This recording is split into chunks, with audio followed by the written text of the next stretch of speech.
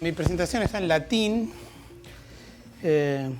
No sé cómo pronunciar exactamente esto así. Bueno, es una frase de Virgilio: hay lágrimas en las cosas, y traducciones entre música, objeto y paradoja. Infieles, esas traducciones. Entonces, un concepto que va a ser central a mi charla es las correspondencias transmodales. Ahora voy a hablar de las lágrimas, pero antes que eso necesito un poco hablar de lo que son las correspondencias transmodales, que son correspondencias que se basan en cómo nuestro cerebro integra información que viene de distintas modalidades sensoriales, del gusto, del olfato, de la visión, del oído, el tacto y los otros sentidos, pues tenemos muchos más, ¿no? Las correspondencias transmodales son asociaciones congruentes, que a nosotros nos parecen congruentes, entre distintas modalidades sensoriales, por ejemplo, entre la vista y el olfato, que pueden ser innatas o pueden ser aprendidas.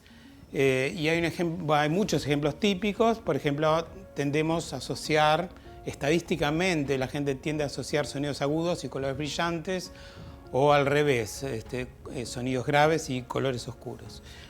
Hay un ejemplo clásico que es el Buga-Kiki. Uno presenta dos formas y pregunta de estas dos formas cuál es Buba y cuál es Kiki. No sé si lo conocen, pero si alguien no lo conoce, cuál es Buba y cuál es Kiki. ¿Cuál les parece que puede ser?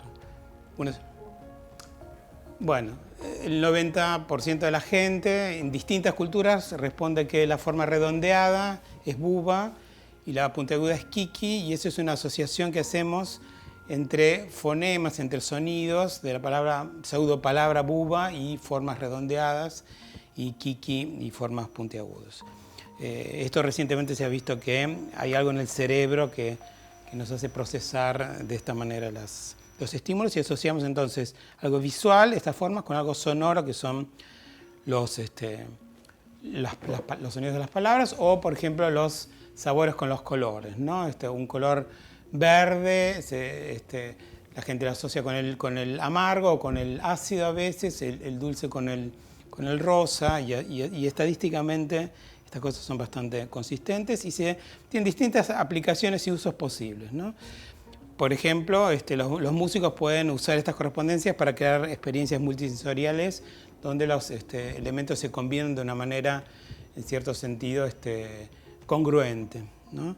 No digo armoniosa, que sería otra noción, pero al menos congruente, ¿no? O en situaciones terapéuticas, en la terapia musical también pueden ayudar a aumentar la eficacia de los tratamientos, creando un entorno, por ejemplo, visual, que sea congruente, compatible con lo auditivo, ¿no? De manera que el cerebro lo procese de una manera que la respuesta sea más placentera.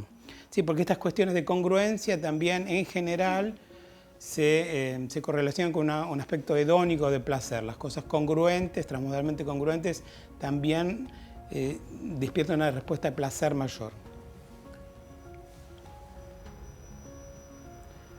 O, por ejemplo, en el marketing, uno lo puede usar para crear publicidades que sean más impactantes, ¿no? Asociando cosas que se correspondan. Ahora vamos a ir al tema de las más de lacrimógeno, ¿no? Bueno, esto, digamos, es un trabajo que hicimos hace un par de años, entre otros con Sebastián Tedesco y otros colegas, sobre correspondencias. ¿Se entendió el concepto porque digamos, es como la base del asunto? Ya sé que los que lo conocen lo entendieron. Pero bueno, entonces algo un poco más extraño, que es correspondencias entre emociones típicas de la música y formas materiales o visuales. La motivación es justamente un diseño sensorial y emocional basado en una congruencia audiovisual. Por ejemplo, les decía antes, una situación terapéutica, cómo tendría que ser el entorno visual para ser congruente o asociado con la terapia musical, con la música que uno está tratando de usar para producir algún tipo de efecto terapéutico. O en un concierto, bueno, cómo sería el diseño del entorno, la iluminación de la sala, para que esté de acuerdo con la emoción de la música. Acá, en particular, la aplicación que hicimos con Sebastián Tedesco es el diseño de una vajilla. Estas vajillas emocionales tienen que ver con los resultados del experimento que les voy a contar ahora, donde la gente asoció formas, ¿sí? Formas como los contornos de estas vajillas y materialidades, por ejemplo acá tenemos algo que es de granito, ¿no? Con cierto tipo de emociones, ¿no? Entonces esta sería una vajilla, por ejemplo, ahora no recuerdo, esta es una vajilla melancólica, por ejemplo, este tipo de materiales y formas se asoció más con la melancolía musical. Esta es una vajilla más tensa que se asoció con la tensión, y esta, si no me equivoco, es con la energía musical. Pero tenemos el objetivo de este estudio era determinar cómo esas emociones que la música nos produce se corresponden con formas y materiales visuales, y al revés, digamos. Hasta qué punto uno tiene los materiales, tiene las formas y puede predecir cuál es la emoción de la música que la gente asoció con esas formas y materiales. Como si en los materiales subyacieran emociones, ¿sí? De alguna manera los materiales captan cierto tipo de emocionalidad, algunos mejores que otros. Bueno, en un estudio psicológico uno justamente necesita un diccionario o un vocabulario para hablar de emociones. En psicología de la música, este es un vocabulario típico, que es el GEMIAC. Las emociones que nos produce la música se catalogan para que los psicólogos hablemos en un vocabulario común, en ciertas categorías específicas como emociones, que está en inglés, ¿no? Tensas o agitadas, o indiferente, aburrimiento, o enérgicas, o cosas que producen deseo de bailar. Y estas 14 son como un vocabulario estandarizado, y están agrupados en 5 categorías más generales que son, tienen que ver con dimensiones de la emoción. Las dimensiones del arousal, que es la excitación, y valence, que es el placer. Entonces las emociones se agrupan por excitación y placer. Por ejemplo, la tensión es algo de alta activación, alto arousal o excitación, pero bajo placer. O, por ejemplo, algo activante pero placentero, puede ser una música enérgica o poderosa o alegre que nos inspire deseos de bailar. Entonces, ya se sabía de antes que las formas tienen relaciones con las emociones. Hay una serie de, digamos, hace tiempo de estudios que ciertas características de las formas, la curvatura de la forma, la simetría de la forma, la complejidad de una forma, tienen que ver con emociones. Por ejemplo, el efecto curvatura es algo muy conocido. Preferimos las cosas redondeadas a las cosas puntiagudas, son más placenteras. Preferimos lo simétrico a lo no simétrico. Estoy hablando de preferencias estadísticas y transculturales en distintas culturas. Y la complejidad tiene una relación más compleja con lo que nos gusta, más bajo justamente hablando más complicada con lo que nos gusta, ¿no? Una típica curva de U invertida, donde las cosas menos complejas y más complejas son menos atractivas que las cosas de complejidad intermedia, hablando en general. También de los materiales se sabe algunas cosas sobre sus asociaciones emocionales, que no son muy, en general, fuertes o potentes, tienen como menos capacidad para evocar emociones. Sin embargo, bueno, hay ciertos estudios que muestran que los materiales ciertos materiales se corresponden con ciertos tipos de emociones. Y también sabemos desde antes de este estudio que la música y las formas también la gente las asocia transmodalmente. Por ejemplo, las cosas más graves son más curvas, las alturas más graves, música más grave, se asocian con cosas más curvadas, y al revés, digamos, o los sonidos musicales, acá tendría que tener algún ejemplo, ¿no? Poco rugoso, podría ser, no sé, el sonido de una flauta, se asocia con cosas redondeadas, y un timbre rugoso como un trombón en el grave, por ejemplo, se asocia con cosas más angulares, colores más oscuros, los timbres y cosas y materiales más rugosos. Entonces, nuestro estudio primero les digo cómo fue el estudio, después qué pensamos que iba a dar y después qué dio. Bueno, un estudio donde les pasamos a los participantes online, y lo hicimos durante la pandemia, músicas que evocaban distintas emociones, dos más bien para el lado del miedo, dos tristes, dos alegres, dos tiernas, y los participantes tenían que seleccionar del vocabulario que les mostré antes, los 14 términos, cuál era el término emocional más pertinente para la música que estaban escuchando, dibujar libremente una forma inspirada por esa música y por la emoción que les producía, y también elegir un material de una lista de 20 materiales típicos del diseño, que acá vemos la lista de los materiales, cerámica, plástico brillante, madera granulosa, etc. Y bueno, eso fue el experimento, ¿no? Entonces, ¿qué pasó? Cómo la gente dibujó y asoció materiales a partir de la música. Globalmente, en general la respuesta fueron emociones de baja excitación y placenteras. Los materiales en general los más elegidos fueron el metal brillante y el terciopelo, menos común el plástico. Y bueno, hay unas cuestiones estadísticas sobre las preferencias de las formas, ¿no? Bueno, la cuestión es que era muy variable la respuesta de la gente. O sea, acá lo que ves acá tenemos la lista de todos los materiales, teníamos 20 materiales, y si uno ve las categorías emocionales, hay lo que se llama en estadística, hay mucha varianza, digamos. No es que la gente elegía un solo tipo de emoción para un material, sino que estaba muy disperso. Eso es, si uno quiere predecir la emoción a partir de los materiales y las asociaciones materiales y de forma, es un problema, porque las respuestas no son individuales, no son puramente subjetivas, pero son muy diferentes entre las distintas partes. No hay una cosa unívoca. Entonces, y también a nivel de la forma, digamos, esto eran las emociones relacionadas con los materiales, pero también relacionadas con la forma, también había bastante varianza. Entonces, por suerte teníamos estadísticos en nuestro equipo y apelamos a la inteligencia artificial.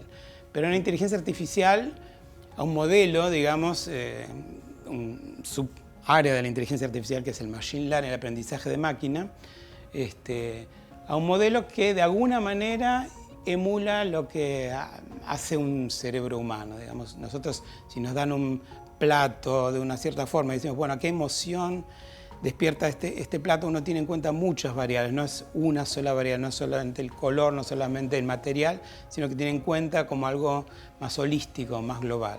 Bueno, estos modelos que se llaman random forests o bosques aleatorios, si se quiere, en castellano, hacen eso. Eligen como muchos subconjuntos de características de las formas y materiales que la gente asoció y trata de predecir cuál es la emoción de la música que produjo esas asociaciones. ¿Me explico?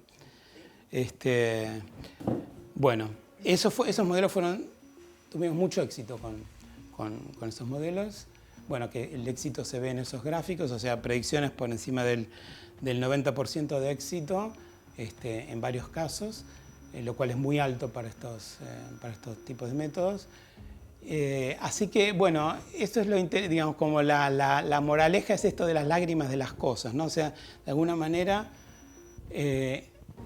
los objetos, los materiales pueden capturar ciertas emociones, que no lo podemos, digamos, decodificar por ahí de una manera viendo solamente el color, solo el material, sino analizando globalmente muchas cosas de esos objetos, como los random forests. Y entonces, por eso el título del trabajo es La melancolía del mármol, ¿no? Bueno, en las cosas hay emociones capturadas, digamos, están ahí de alguna forma.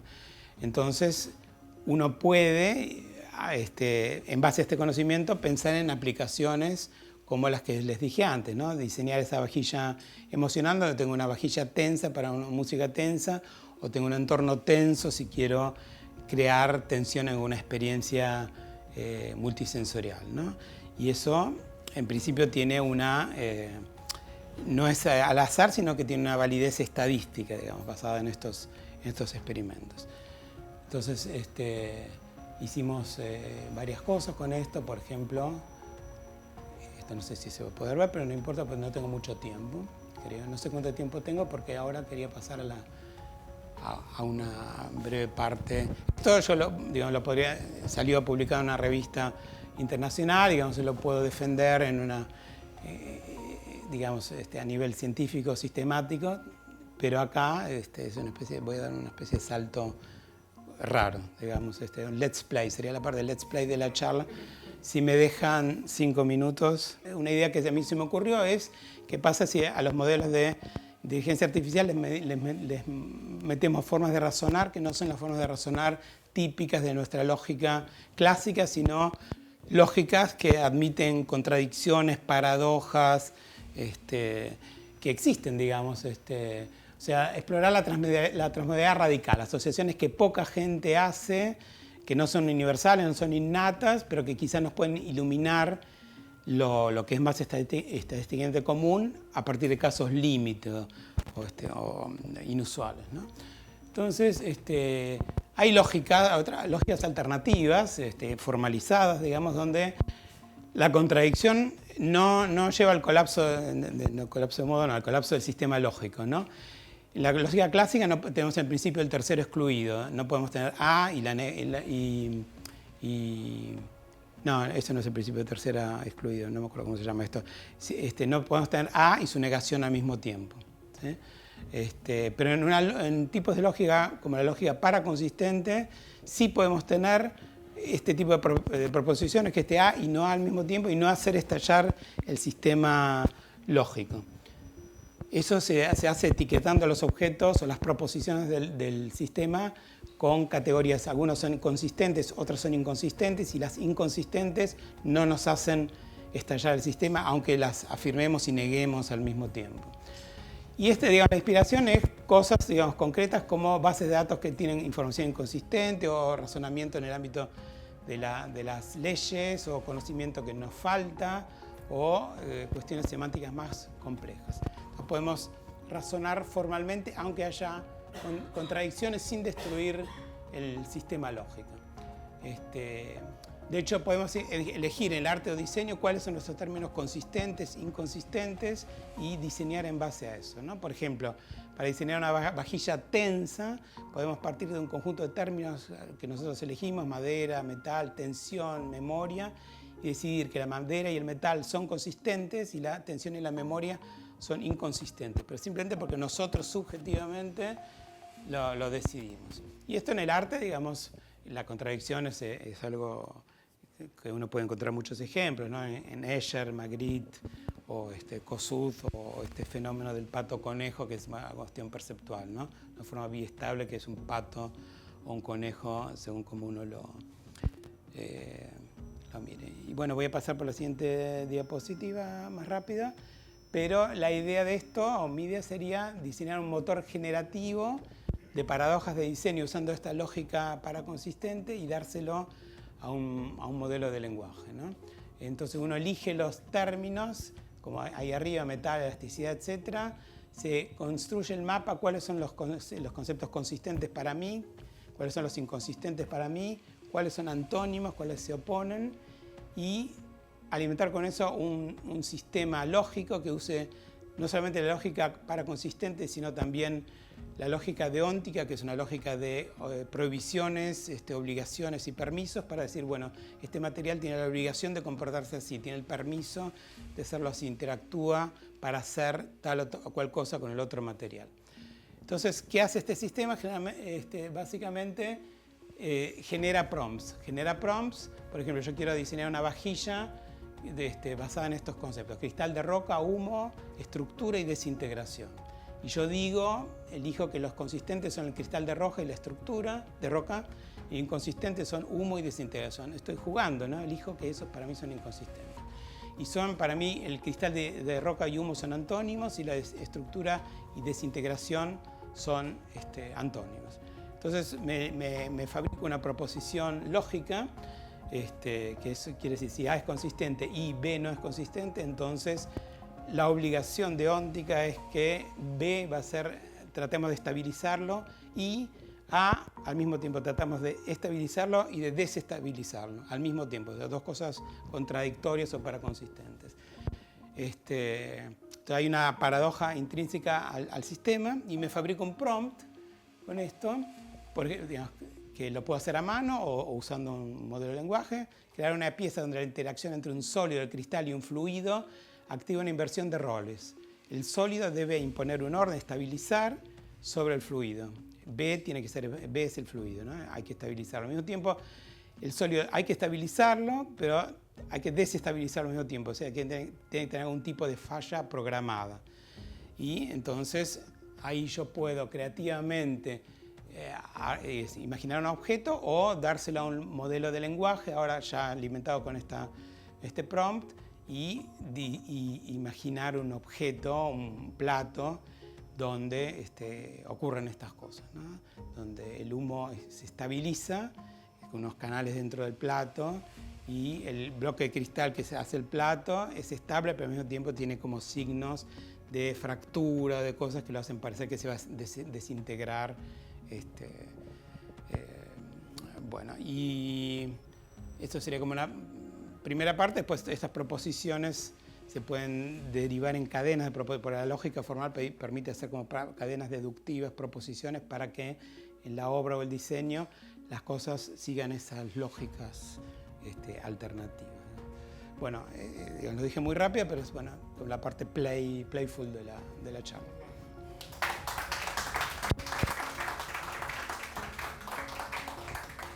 Gracias. Bueno, es un método antrópico. Muy interesante esto de este tipo de lógica, ¿no? Es un método que, claro, no, digamos, evita el colapso estadístico. Después, cuando se le hace al modelo de lenguaje, vuelve a caer en el colapso, pero antes ya le das una cosa paradójica, entonces ya no es tan fácil que caiga en la... Sí, lo haces colapsar para el otro lado. De anticolapsar o llevarlo para el otro lado. Sí. Hay que probarlo, ¿no? Es una...